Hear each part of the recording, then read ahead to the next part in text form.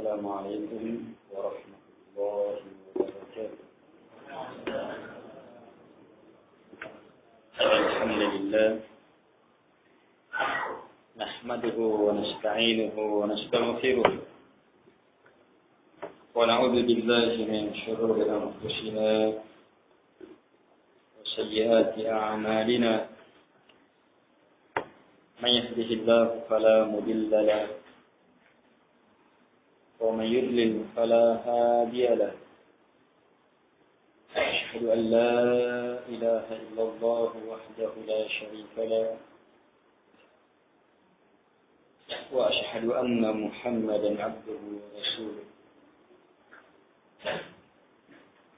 يا أيها الذين آمنوا اتقوا الله حق تقاته ولا تموتن إلا وأنتم مسلمون.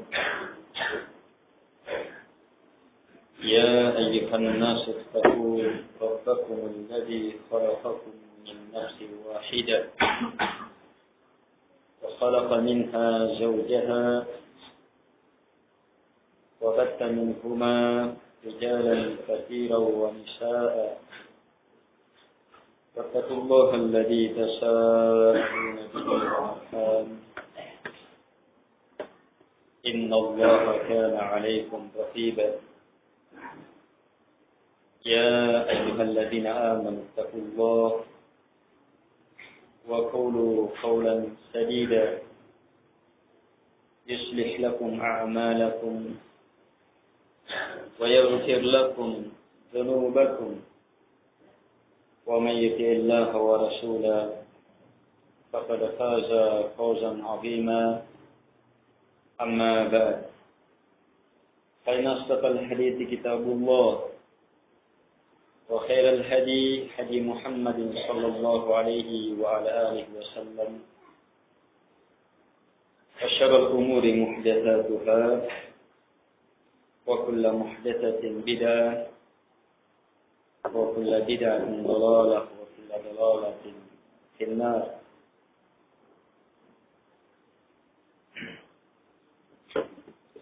Jamaah pengajian yang dimuliakan oleh Allah Subhanahu wa taala. Kita lanjutkan kajian kita dalam membaca Babus Sabr dalam kitab Riyadhus Shalihin ini. Qala al-Imam Abu Zakaria Yahya ibn Sharaf An-Nawawi rahimahullahu ta'ala. Wa ana Aisyah radhiyallahu anha أنها سألت رسول الله صلى الله عليه وعلى آله وسلم عن الطاعون فأخبرها أنه كان عذابا يبعثه الله تعالى على من يشاء فجعله الله تعالى رحمة للمؤمنين فليس من عبد يقع في الطاعون فيمكث في بلده صابرا محتسبا يعلم أنه لا يصيبه إلا ما كتب الله له إلا كان له مثل أجر الشهيد.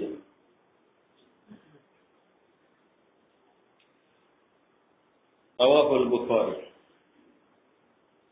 Di sini diriwayatkan oleh Imam Al-Bukhari dalam kitab At-Tibb, Bab Ajri As-Sabir fi Ta'un.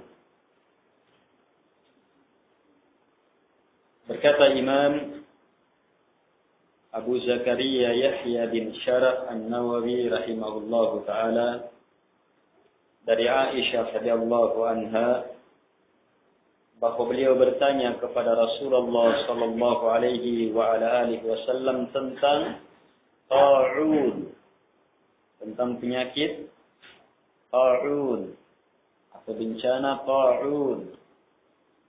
Fa akhbaraha, maka Nabi pun memberitakannya tentang ta'un. Apa kata Nabi? Bahwa sungguh Ta'un itu dulunya adalah azab yang Allah kirim timpakan kepada siapa yang Allah kehendaki. Itu dulu. Faja'alahu Allah Ta'ala.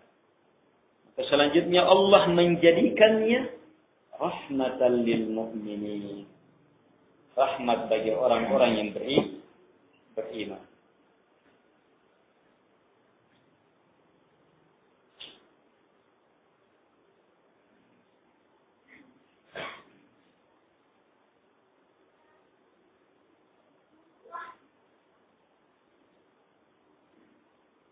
Karena itulah kata beliau, "Falaysa min 'abdin."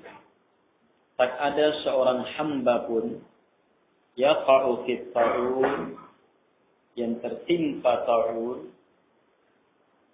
kemudian dia tetap menetap di negerinya, sabiran muhtasiba, sebagai orang yang bersabar dan terus harapkan pahala, ya'lamu, di atas keyakinan, annahu la yusibuhu illa ma kataballahu lah, bahwa tidak ada yang menimpa dia kecuali hanya apa yang Allah Subhanahu wa taala telah gariskan untuk. Siapa yang seperti ini, kata beliau, illa kana lahu mithlu ajri syahid, kecuali pasti dia akan mendapatkan pahala seperti pahala para syahid. Pahala syahid surga. Hadis ini diriwayatkan oleh Imam Al-Bukhari rahimahullah ta'ala. Dalam kitab At-Tib, Imam Al-Bukhari menyebutkan hadis ini dalam sahihnya, tepatnya dalam kitab At-Tib, pengobatan. Kitab tentang pengobatan.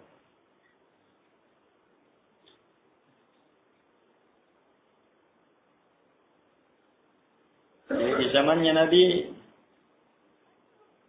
pengobatan ini sudah aneh.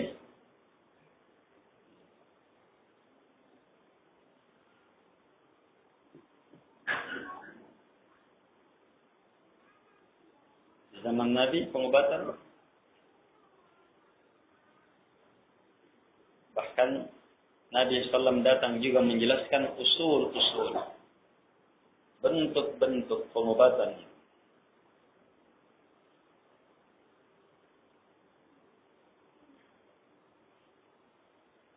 Baik.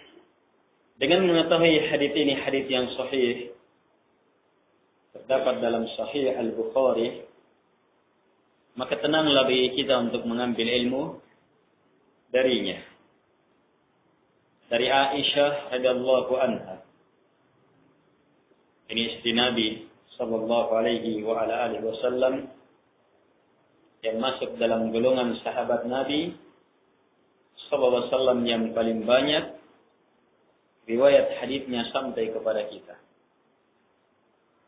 Dan itu yang menyebabkan Aisyah radhiyallahu anha lebih utama dari istri-istri Nabi yang lainnya. Dari sisi penyebaran ilmu. Tapi dari sisi keutamaan sebagai orang-orang yang pertama masuk ke dalam Islam, menemani Nabi SAW di awal-awal dakwah yang penuh susah, duka, penuh penderitaan dan goncangan, maka Khadijah radhiyallahu anha lebih utama dari sisi itu. Jadi masing-masing mempunyai keutamaan dari sisinya masing-masing. Baik. Pernah Nabi ditanya, siapa manusia yang kamu cintai? Dari kalangan wanita, Nabi menjawab, Aisyah. Dari kalangan lelaki, Nabi menjawab, bapaknya. Jelas sekali menunjukkan keutamaan Aisyah radhiyallahu anha.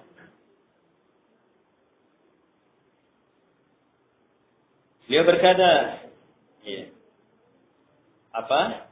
Bertanya. Sa'alat Rasulullah sallallahu alaihi wasallam. Beliau bertanya kepada Nabi sallallahu alaihi wasallam ta'un, tentang penyakit at-ta'un.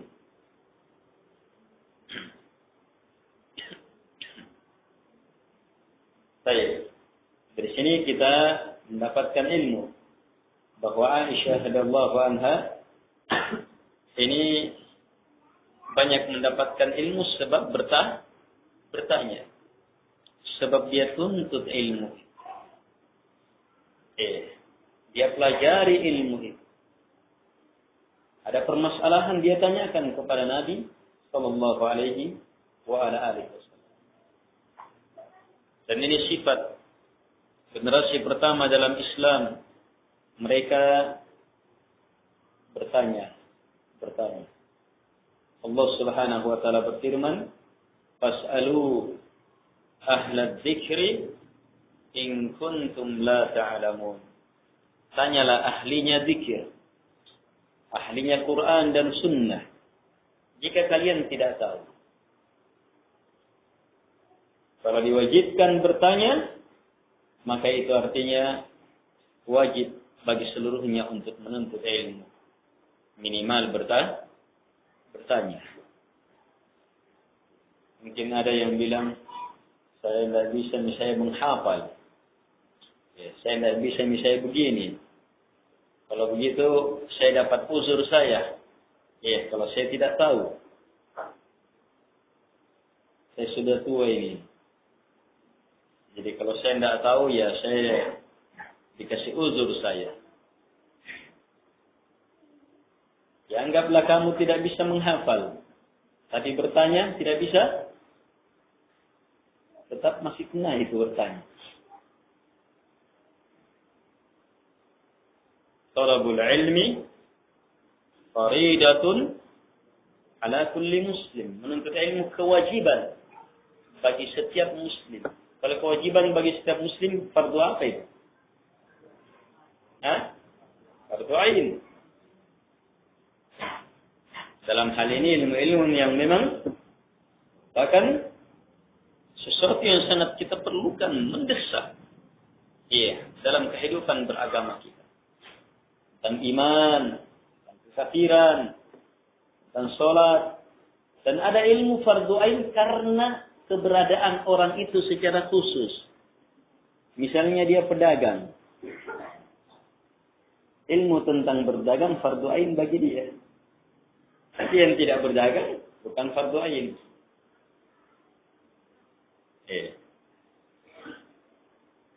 Ilmu tentang menikah.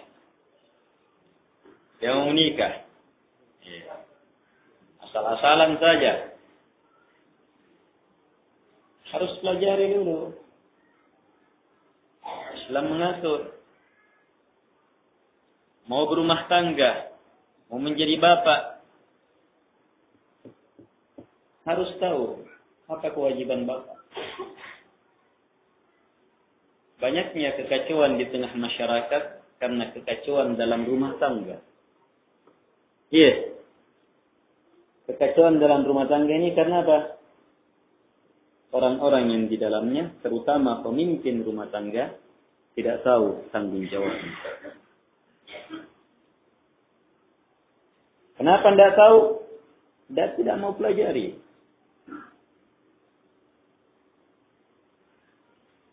Jauh dari mempelajari agama Allah Subhanahu wa ta'ala. Jamaah yang dimuliakan oleh Allah Subhanahu wa ta'ala.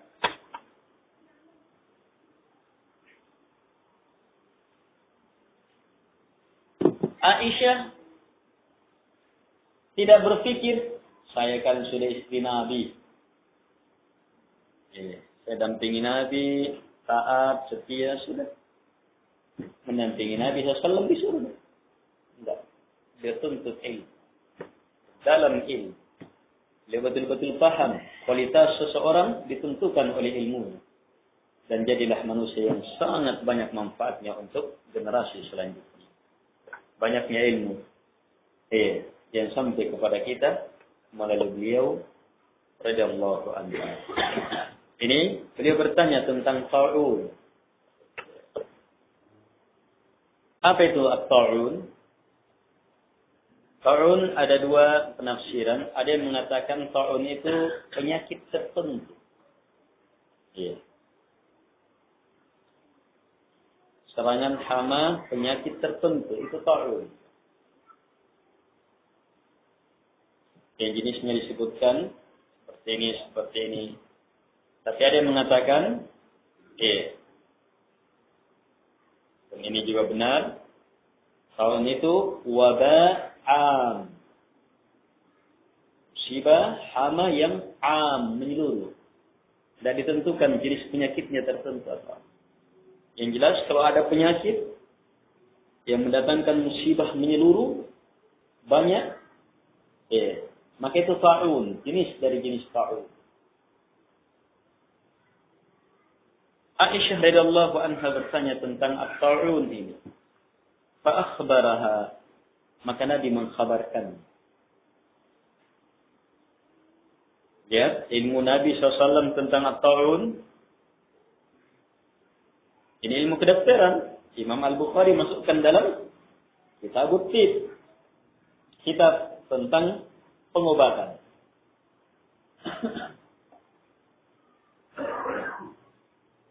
Kata Nabi, annahu bahwa sungguh at-ta'un itu kana dulunya azaban adalah azab. Yab'atuhu Allah Ta'ala yang Allah Subhanahu wa taala kirim ala man yasha terhadap orang-orang yang Allah Subhanahu wa taala kehendak. Terus faj'alahu Allah taala rahmatan lil mu'minin. Maka Allah pun menjadikannya rahmat bagi orang-orang yang beriman.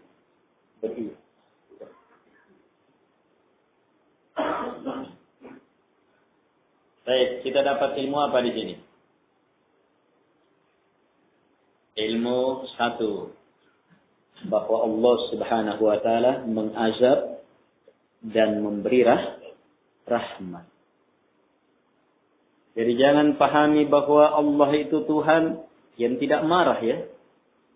Tidak merahmati, tidak. Allah Subhanahu wa taala mengazab, murka. Allah Subhanahu wa taala merahmati, cinta. Kepada siapa azabnya? Kepada mereka yang pantas menerimanya. Kepada siapa rahmatnya? Kepada mereka yang pantas menerimanya. Dan semuanya dikembalikan kepada apa yang Allah Subhanahu wa taala, siapa yang Allah Subhanahu wa taala kehendaki. Jelas sekali kehendak Allah Subhanahu wa taala adalah perkara yang pasti terwujud. Masya Allahu kan wa ma lam yasha lam yakun.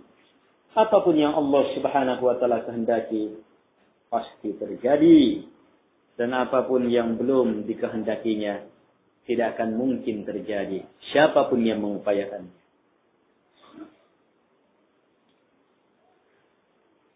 Kalau ada azab, ada rahmat, berarti lahir apa terhadap azab? Takut. Kalau ada rahmat, lahir apa? Harapan, cinta.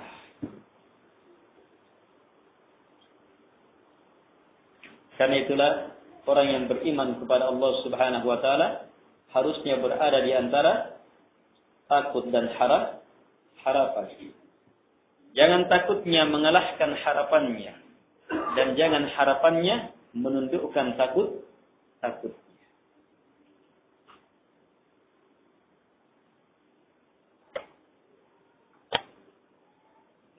Dan di sini terdapat keutamaan bagi orang-orang yang beriman. Ta'un dulunya adalah azab yang Allah utus. Tapi selanjutnya Allah Subhanahu wa taala menjadikan bagi orang-orang beriman sebagai apa? Rahmat.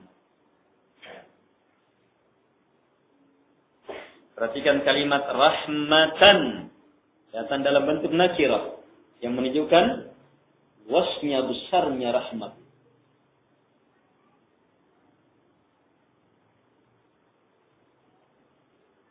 Setelah Nabi memberi ilmu ini, maka Nabi SAW langsung memberi ilmu pelaksanaannya. Falaisa min abdi. Maka tak ada seorang hamba pun yaqa'u fit ta'un, yang berada dalam at-ta'un, wabah yang sangat mematikan ini. Kemudian fayamkutu fi baladi, maka dia tetap menetap di negerinya yang tertimpa ta'un. Sebagai apa? Sabiran muhtasiba, sebagai orang yang bersabar dan muhtasiba. Ingat ya, dua ini sudah sering ditekankan ini setiap pertemuan. Kesabaran tidak cukup, harus bergandengan dengan ihtisab, mengharapkan pahala. Makanya Nabi sebutkan dua sifat ini. Tertimpa ta'un di negerinya, dia tetap sabiran muhtasiba, sebagai orang yang sabar dan tetap mengharap pahala. Terus, ya'lamu annahu la yusibuhu illa ma kataballahu lah. Dalam keadaan dia yakin bahwa tak ada yang menimpa dia. Menimpa pada sini sebabnya penyakit, kecuali hanya apa yang Allah telah tetapkan. Berarti dikembalikan kepada apa? Takdir. Siapa yang seperti ini? Illa, kecuali pasti. Kanalah, pasti bagi dia mitlu ajri syahid, semisal pahala orang yang syahid. Besarnya keutamaan orang yang syahid. Di antara para syahada berjenjang-jenjang keutamaannya. Perbandingan antara jenjang yang satu dengan jenjang yang kedua itu seperti langit dan bumi atau lebih luas. Coba lihat. Luasnya keutamaannya. Hebatnya rahmat Allah Subhanahu wa taala. Bagi para syuhada, orang yang tertimpa ta'un, kemudian sabiran muhtasiba, dapat seperti pahala orang yang syahid. Ini memberi ilmu besarnya keutamaan syuhada. Sebab dia dijadikan ukuran sama dengan itu. Kalau dikatakan sama dengan itu berarti apa? Pasti yang itu adalah sesuatu yang sangat besar, terkenal keutamaannya.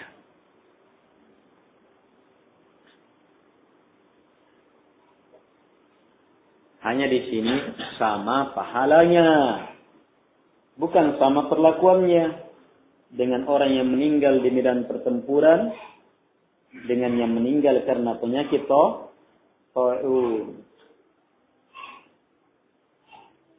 Jadi jangan bilang, sama ya. Kalau begitu tidak usah dimandikan. Ya. Langsung kafani. Ya apa, sesuai dengan pakaian yang dia pakai. Dan seterusnya. Tidak. Dan ada yang paham seperti itu. Ini keliru. Dan banyak ya pahala-pahala yang Nabi katakan sama dengan syahid. Orang yang terbunuh karena membela kehormatannya, jiwanya, menjaga hartanya, menjaga keluarganya, maka ini syahid.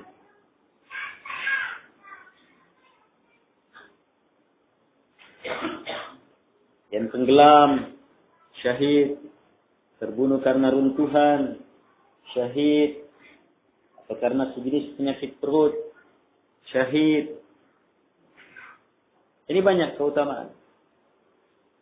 Tapi mereka tidak diperlakukan seperti syuhada ketika meninggal. Tetap sama dengan jenazah kaum muslimin yang lainnya yang harus dimandikan, dikafani, disolati, kemudian diangkat masuk ke liang lahat.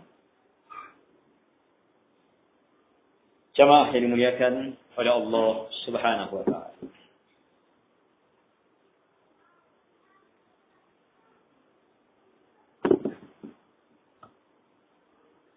Ada kemiripan hadits ini dengan hadits sebelumnya.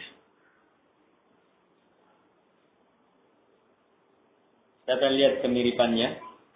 Ya, tentunya sama-sama pembahasan sabar. Ya, 1. 2. Ihtisab. Hadis sebelumnya disebutkan sabar dan ihtisab. Di sini juga ditekankan sabar dan ihtisab. Coba lihat hadisnya. Tidak ada, Allah berfirman, tidak ada bagi hambaku yang beriman di sisiku satupun pahala ketika saya cabut orang yang dia cintai dari penduduk dunia, kemudian ihtasabah, dia berihtisab, kecuali pasti dapat surga. Ditekankan kata ihtisab. Di sini disebutkan juga kalimat ihtisab. Hanya bedanya, di sini datang dalam bentuk kata kerja, yang hadis yang lalu, sekarang datang dalam bentuk kata sifat. Sabiran muhtasiba. Itu artinya apa? Dalam musibah, kesabaran berjenjang-jenjang. Dan tujuannya adalah bagaimana sabar menjadi sifat. Ihtisab pun berjenjang-jenjang. Dan yang diinginkan oleh agama kita, bagaimana ihtisab itu menjadi sifat. Untuk itu, berarti harus melewati banyak musibah, ya? Ya tidak? Ya. Orang nanti mahir kalau dia lewati berulang-ulang. Kapan orang mahir membuat undangan? Iya. Kalau berulang-ulang. Iya. Kapan mahir memasang batu? Awal dia pasang miring 5 cm. Pemasangan selanjutnya miring 3 cm. Iya. Selanjutnya tinggal 2 cm. Ya. Tapi lumayan ya 2 cm itu. Berapa ketebalan campuran tambahannya. Tapi ketika berulang, di situ baru bisa terbentuk sifat. Sementara hadis ini, sabiran muhtasiba, sebagai orang yang bersabar dan muhtasiba. Ini kaidah umum dalam beragama. Kita sholat bukan sekedar sholat, tapi bagaimana menjadi musolli. Orang yang sholat menjadi sifat. Puasa bukan sekedar puasa, tapi bagaimana menjadi as-shaim, orang yang berpuasa. Sedekah bukan sekedar bersedekah, tapi bagaimana menjadi al-mutasaddiq, orang yang bersedekah. Berzikir tidak hanya sekedar berzikir, tapi bagaimana menjadi zikir itu menjadi sifat. Adzakiruna, adzakirat. Sehingga Muslim, Islam tidak hanya sekedar Islam, tapi Islam menjadi sifat. Itu yang Allah ancamkan. Wala tamutunna illa wa antum muslimun. Saya kok coba-cobai mati. Kecuali kalian muslimun, sebagai seorang muslim. Kalau orang paham ini, ramai masjid. Sebab datang masjid saja belum tentu dapatkan sifat itu.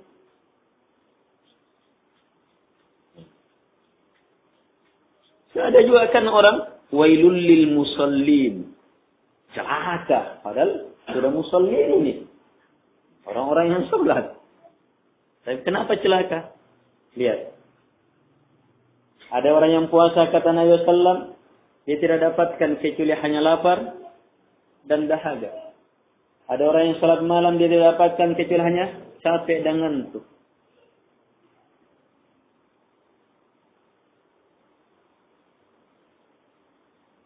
Ini perlu terus diupayakan dan diupayakan. Islam agama yang sangat mulia, yang sangat memerlukan perjuangan dan kesungguhan kita. Orang-orang yang terbiasa sholat akan diuji. Sudah biasa sholat jamaah, ya akan diuji. Ujian untuk apa? Allah inginkan semakin sempurna sholat jamaah kita. Yang terbiasa bersedekah akan diuji. Ada ujiannya khusus untuk orang-orang seperti itu saja. Yang tidak akan didapatkan oleh orang-orang yang tidak bisa bersedekah atau memang malas bersedekah. Untuk apa ujian itu? Allah inginkan hambanya menjadi al-mutasaddiq yang lebih sempurna. Demikian seluruhnya. Nah sekarang Allah inginkan di balik musibah yang menimpa hadis kemarin orang per orang yang Allah cabut. Kalau hadis yang ini bencana menyeluruh, ya. Yang Allah inginkan di balik takdir ini apa? Kesabaran dan ihtisabnya hamba. Kalau orang memahami hikmah ini, maka dia tidak akan buruk sangka kepada Allah Subhanahu wa taala terhadap musibah yang menyakitkan yang Allah Subhanahu wa taala timpakan kepada kita. Sabarlah. Kamu sementara melewati proses ujian. Kamu adalah orang-orang terpilih untuk mendapatkan pahala besar. Kalau sudah diuji itu berarti sudah dipilih. Banyaknya orang yang masukkan berkas jadi PNS,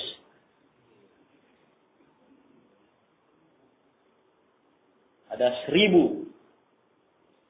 Yang mau diterima hanya 50 orang.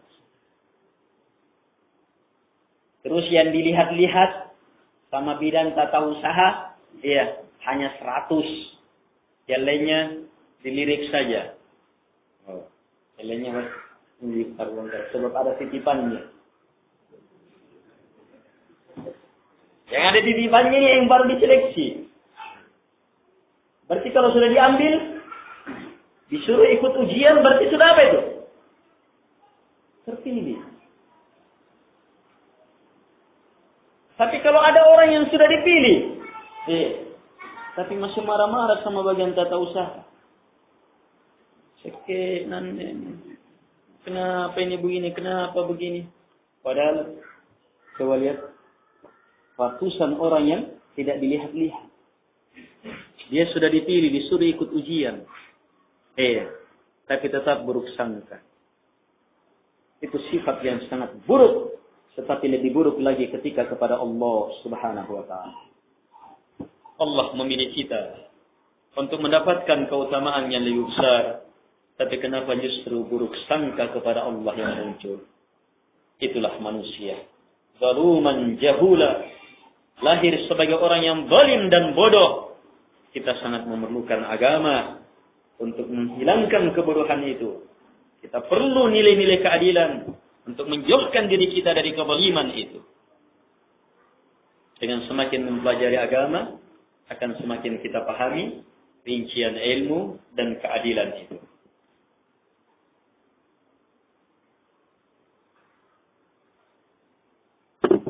Apalagi samanya dengan hadits sebelumnya.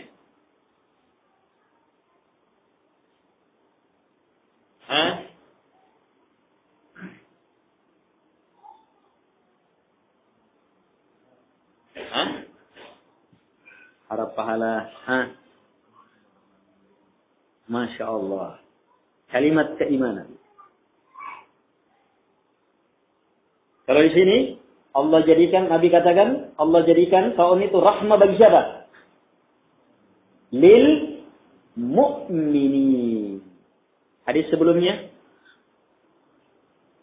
Allah berfirman, tidak ada untuk hambaku yang beriman, al-mu'min.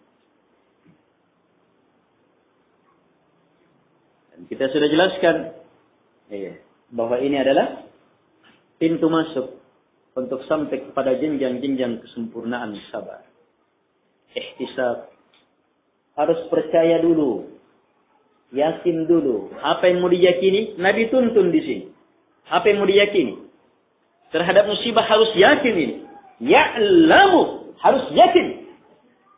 Bahwa apapun yang menimpa itu tidak ada kecuali hanya sebatas apa yang Allah tetapkan. Berarti apa? Dia yakin. Semuanya datang dari Allah. Dan itu hanya karena Allah menetapkan.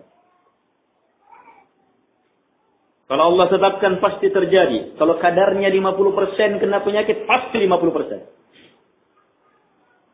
Harus yakin gitu. Kalau tidak yakin ini, tidak bisa bersabar. Terus mau sabar apa juga? Ada orang sabar menahan penyakit, tapi tidak yakin ini datang dari Allah Subhanahu wa Ta'ala. Apa yang dia datang? Itu bukan sabar yang dituntunkan. Tidak ada gunanya sabar itu. Kita harus yakin. Ini datang dari Allah Subhanahu wa Ta'ala.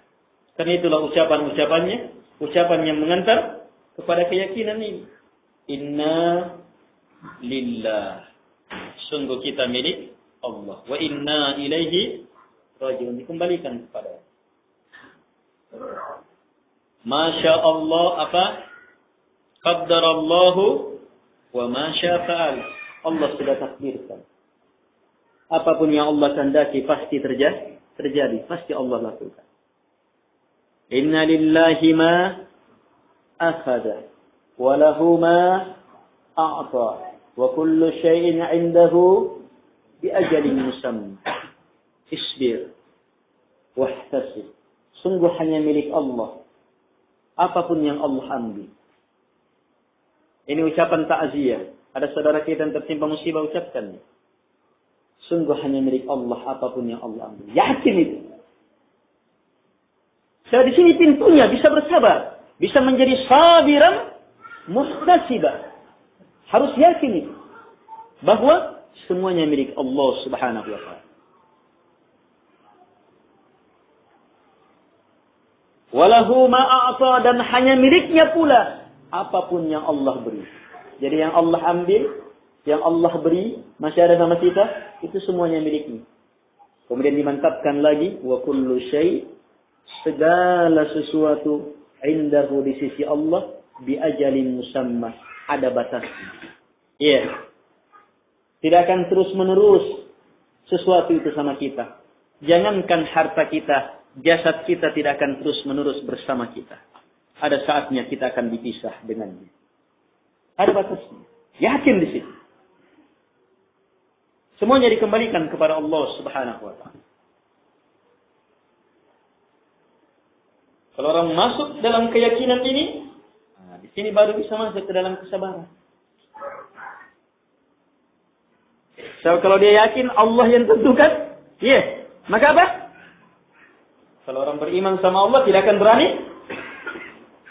Tidak akan berani.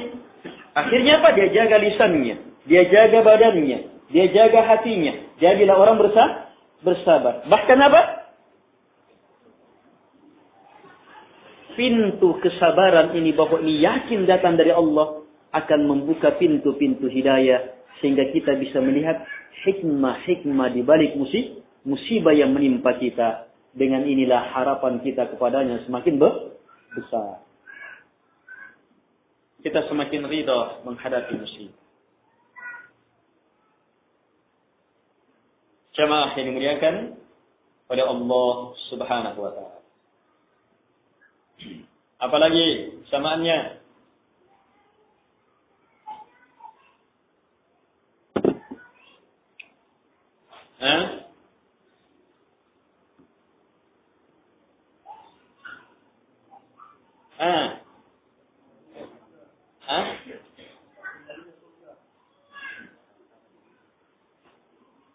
Ya, sama-sama dapat surga. Ada satu kata sama dengan sebelumnya. Satu kata. Dan satu kata itu kita bahas dalam pertemuan sebelumnya. Ayo, siapa yang ingat?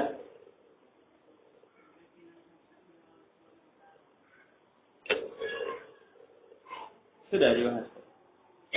Siapa yang ingat?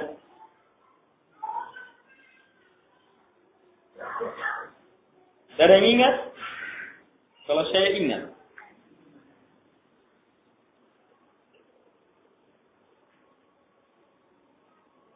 Hadis sebelumnya Allah mengatakan, "Ma li 'abdi al-mu'min." Tidak ada li 'abdi untuk hamba. Kalau ini, "Falaisa min 'abdin." Tak ada seorang hamba pun.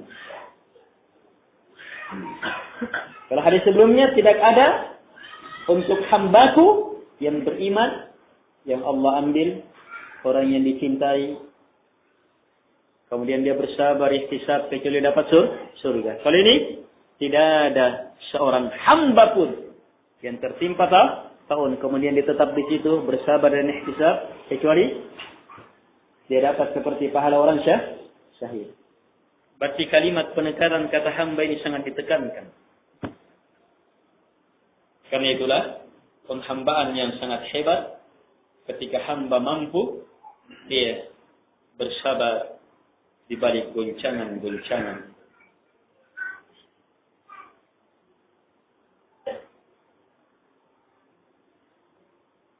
Saya ulang pembahasan yang lalu.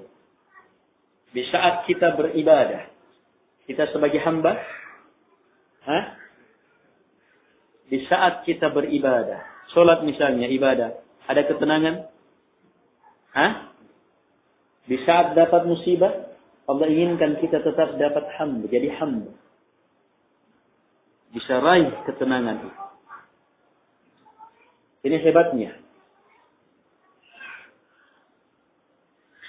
Kalau seperti ini, maka akan dipanggil dengan panggilan di saat akan dicabut ruhnya dan di saat akan dimasukkan ke dalam surga dengan panggilan, "Ya ayyatuhan nafsul mutmain, irji'i ila rabbiki radiyatan mardiyah, fadkhuli fi ibadi wadkhuli jannati." Wahai jiwa-jiwa yang tenang, kembalilah engkau kepada Tuhan engkau. Terus, fadkhuli, masuklah, fi ibadi, ke dalam golongan hamba-hamba. Itu keutamaan besar. Hidup di muka bumi adalah hidup mewujudkan penghambaan dan mengejar kedudukan sebagai hamba. Jangan pernah lepas. Walaupun terhadap musibah, penghambaan tetap harus ditegakkan. Apa penghambaannya? Sabar. Ihtisab. Jamaah yang dimuliakan oleh Allah Subhanahu wa ta'ala.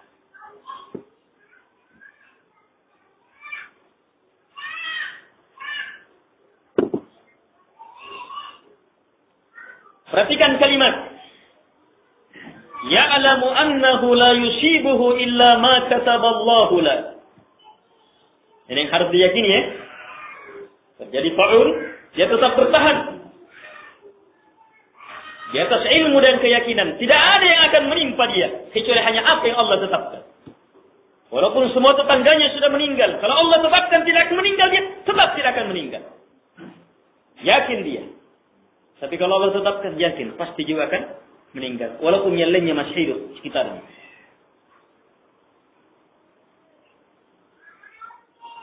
Ini ilmu apa ini? Keyakinan ini sehubungan dengan apa? Takdir. Allah kembalikan kepada takdir. Yes. Allah kembalikan kepada takdir. Ketika apa ini? Menghadapi musibah. Perhatikan, ini ilmu penting. Banyak orang salah dalam menempatkan takdir. Ini di antara fungsi utama takdir. Ucapkan takdir, nyatakan takdir, tegakkan keimanan terhadap takdir sehubungan dengan musibah, penyakit, kematian, ta'un, dan semacam itu. Iya. Supaya kita bisa bersabar. Taslim. Terus menerima ketentuan itu. Iya. Hati-hati. Banyak kelompok tarekat yang menganggap dirinya sampai ke dalam jenjang hakikat. Iya, sesat di sini. Syekh Abdul Qadir Jalani juga bilang banyak dari syekh-syekh, iya, keliru di sini.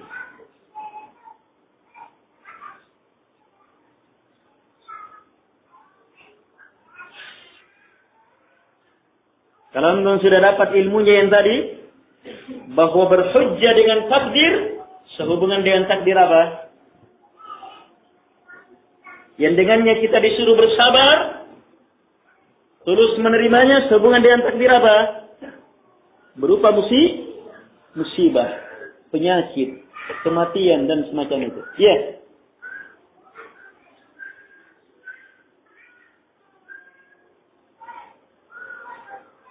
Banyak orang mengalihkannya kepada dosa. Ketika seorang hamba terjatuh ke dalam dosa, takdir Allah? Takdir? Takdir tidak? Masa takdir? Takdir tidak? Hah?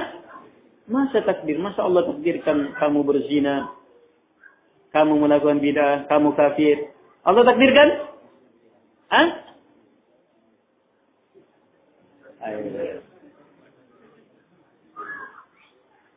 Yang ragu tidak beres imannya. Saya bilang yang ragu tidak beres imannya. Siapa yang bilang beres? Orang bodoh. Tidak ada yang terjadi. Apa gunanya beriman terhadap takdir baik dan buruk? Itu yang buruknya itu. Harus imani semuanya. Itu takdir. Tapi pembahasan kita yang banyak syekh sesat berhujjah dengan takdir untuk ini.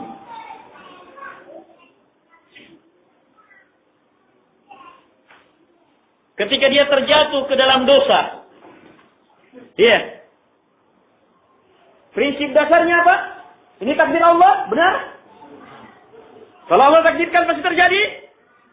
Tidak mungkin saya lepas. Dia samakan ketika dapat musibah. Sabar. Yes. Taslim. Rela terhadapnya. Siapa yang mampu menyaksikan ini, yakin betul ini perbuatan Allah. Akhirnya apa? Dari sinilah. Ini salah satu jalannya.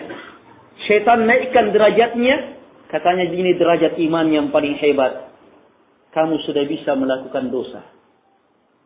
Dosa untuk orang seperti ini, iya, bukan lagi dosa. Sebab apa? Cara pandangnya dia dalam melihat dosa tidak sama dengan yang lainnya sudah. Makanya Syekh Abdul Qadir Jalani bilang, yang namanya lelaki itu yang melawan takdir. Bukan lelaki kalau tidak melawan takdir. Untuk yang ini. Kata Syekh Abdul Qadir Jalani, banyak orang ketika berhadapan dengan takdir sehubungan dengan dosa, berhenti di situ dan menganggap di sini jenjang paling hebat. Kata Syekh, kecuali saya dibukakan pintu, saya lawan. Kemudian beliau mengatakan yang namanya lelaki yang melawan takdir. Ini dalam arti Allah takdirkan kita jatuh dalam dosa, jangan rela di situ. Iya. Kejar dengan apa? Ibadah lain yang Allah telah persiapkan. Ibadah taubat dan istighfar.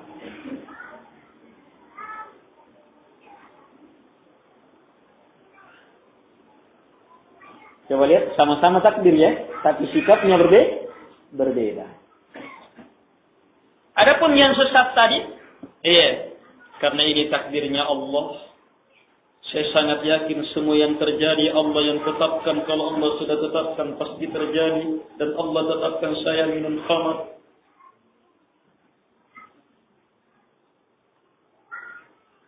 Kalau begitu, saya harus rela.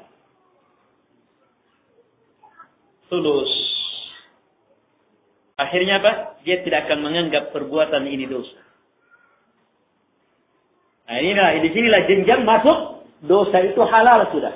Dari cara berpikir ini. Ini salah satu caranya. Banyak lagi caranya setan. Kasih sesat orang.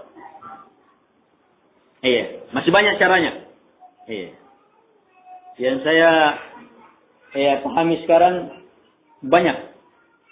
Tapi ini satu caranya. Ini satu caranya setan sesatkan manusia. Supaya apa? Keluar dari agama. Intinya semuanya keluar dari agama. Dan ilmu ini banyak kita dapatkan dari pembahasan kitab Al-Ubudiyah. Ya sudah selesai kitab Al-Ubudiyah di sini. Tapi saya yakin seperti pembahasan baru kan? Iya. Kenapa? Satu. Sebab waktu pelajaran Al-Ubudiyah kita tidur. Dua. Orang-orang yang paham waktu itu dihilangkan oleh syaitan pahamnya. Dengan kesibukannya, dengan ininya. Tiga. Orang yang berusaha jaga banyak fitnah, banyak cobaan. Sehingga menggeser paham itu. Melupakannya. Dari sinilah jamaah. Kita tidak cukup sekedar hadir pengajian. Tidak cukup hanya sekedar merekam. Jangan hanya HP-nya yang pintar. Ya, kan banyak sekarang HP pintar. Tapi yang pegang HP tambah bodoh.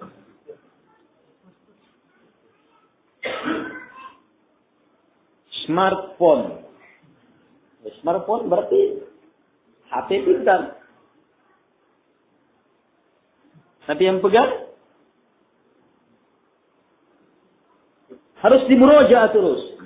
Kita murojaah saja, ingat-ingat, ulang-ulang. Syaitan berusaha hilangkan. Apalagi kalau hanya merasa cukup, yang penting saya hadir. Ya, menampakkan muka.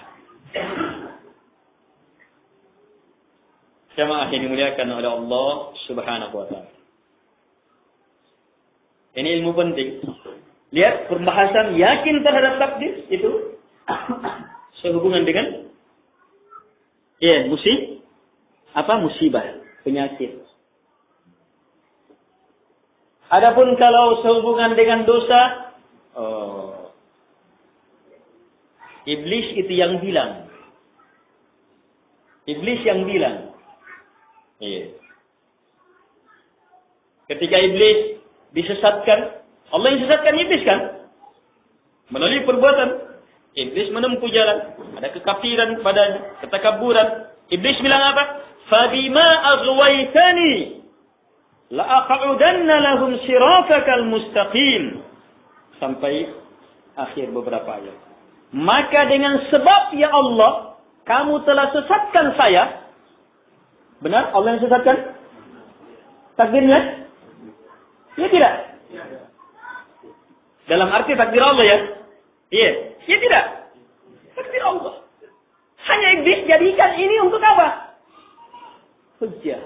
Dengan sebab kamu telah sesatkan saya, maka saya akan berdiri di atas jalan yang lurus. Menghalangi manusia. Dari depan, dari belakang, dari kiri, terus. Itu iblis. Tapi kalau Nabi Adam, waktu bersalah, apa dia bilang Nabi Adam waktu bersalah? Qala, keduanya berkata, Rabbana zalamna anfusana. Fa'illam taghfir lana wa tarhamna lanakunanna minal khasirin. Wahai Rabb kami, sungguh betul-betul kami telah menzalimi diri kami. Dia tidak bilang, ini karena memang sudah takdirmu ya Allah. Sebab bukankah engkau ya Allah mencipta kami berdua memang untuk di dunia? Ya. Dan ini memang sudah takdirmu ya Allah. Kamu harus turunkan kami dengan cara seperti ini.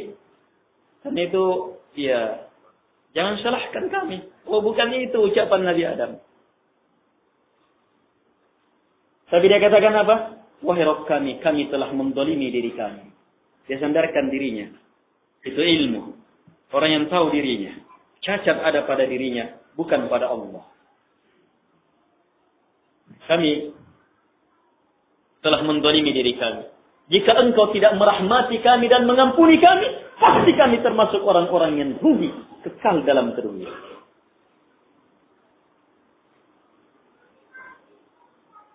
Jelas ya?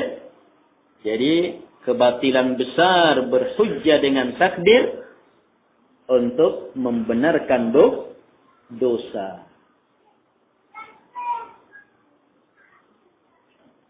Sebab yang berhujjah seperti itu dalam Al-Quran hanya orang musyrik. Orang musyrik bilang apa? Lau sya'allahu ma asyrakna, wala aba'una, wala harramna min syai'. Kalau seandainya Allah kehendaki, kami tidak akan syirik.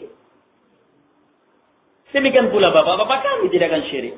Kami tidak akan haramkan sesuatu pun. Kenapa orang musyrik ucapkan ini? Karena mereka yakin semuanya takdir Allah. Allah kehendaki kami seperti ini berarti ya, wajarlah. Takdirnya Allah. Seandainya Allah kehendaki, kami tidak akan syirik. Tapi yang terjadi, kami syirik. Berarti Allah kehendaki. Mereka ingin kalau Allah kehendaki, Allah takdirkan, berarti Allah benarkan. Salah besar.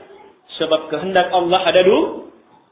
Ada kehendak kauniyah dan ada kehendak syar'iyah. Kehendak syar'iyahnya Allah, laksanakan perintah. Allah kehendaki kamu terjatuh ke dalam dosa, itu kauni pasti. Tapi Allah kehendaki kamu melalui itu supaya melaksanakan syariatnya. Dan ini yang Allah cintai. Segera bertaubat. Sudah lewat pembahasan taubat? Ya. Sesuatu yang sangat luar biasa. Mendatangkan kebahagiaan Allah subhanahu wa ta'ala. Apa artinya takdir dosa itu? Sehingga kamu salahkan Allah jika dibandingkan dengan kebahagiaan yang kamu dapatkan dari bertaubat itu. Jamaah yang dimuliakan oleh Allah subhanahu wa ta'ala. Selesai pembahasan hadis. Sekian dulu. Subhanallah. Alhamdulillah.